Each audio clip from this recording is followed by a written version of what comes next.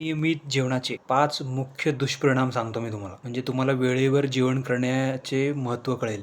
वेळच्या वेळी खाल्लं तर तुम्ही हे सगळे दुष्परिणाम टाळू शकता. काउंटडाऊन करूया आपण. Number 5 hormonal imbalance. तुम्ही उलटं-सुलटं जेवण केलं अनियमितपणे की शरीराचं सर्कॅडियन रिदम बिघडून जातं. त्यामुळं झोप आणि एनर्जी लेव्हलसुद्धा इफेक्ट होते. सगळे हार्मोन्ससुद्धा बिघडू शकतात. Number 4 low energy and mood swings.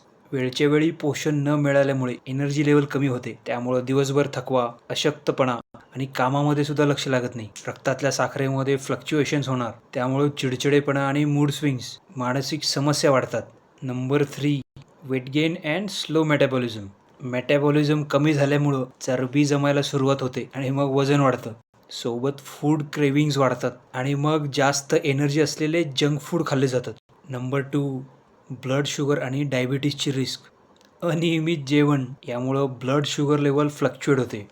जास्त वेळ उपाशी राहिलं की जास्त भूक लागते. त्यामुळं ओव्हर इटिंग आणि मग इन्सुलिनचा रिस्पॉन्स बिघडतो आणि कालांतराने टाईप 2 डायबिटीसचा धोका वाढतो. आणि नंबर 1 पचन संस्थेवरचा परिणाम आणि ॲसिडिटी प्रॉब्लेम.